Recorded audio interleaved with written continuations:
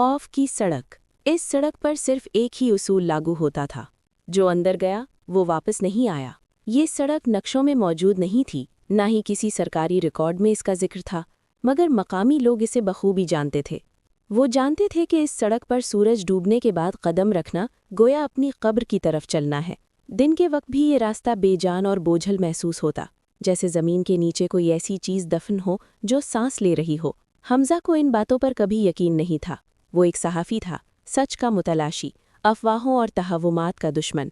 जब उसे अपने अखबार के लिए खौफ की सड़क पर रिपोर्ट बनाने का मौका मिला तो वो मुस्कुरा दिया। उसके नज़दीक ये सब देहाती कहानियाँ थीं, जिन्हें हकीकत का लबादा पहना दिया गया था। वो शाम के वक्त शहर से निकला। आसमान सुरमरी था, हवा में अजीब सी नमी थी, जैसे बारिश होने वाली हो मगर बादल फैसला नहीं कर पा रहे हों। जैसे ही उसकी गाड़ी इस सड़क पर दाखिल हुई, मोबाइल का नेटवर्क खत्म हो गया। रेडियो पर गाना चल रहा था, मगर अचानक वो आवाज़ ऐसे कट गई जैसे किसी ने कैंची से काट दी हो। हमजा ने गाड़ी की रफ्तार कम कर दी। सड़क के दोनों तरफ लंबे बेढंगे दरख्त खड़े थे। उनकी शाखें सड़क पर झुकी हुई थीं, जैसे हर आने वाले को रोकना चाहती हों।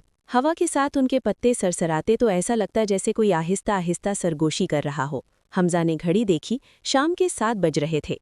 अचानक गाड़ी के सामने रोशनियों में कुछ हरकत हुई। उसने ब्रेक लगाई। सड़क के बीचों बीच एक बूढ़ा आदमी खड़ा था। उसके कपड़े फटे हुए थे, बाल बिखरे हुए और आंखें गैर फितरी हद तक खुली हुई थीं। वो सीधा हमजा को देख रहा था।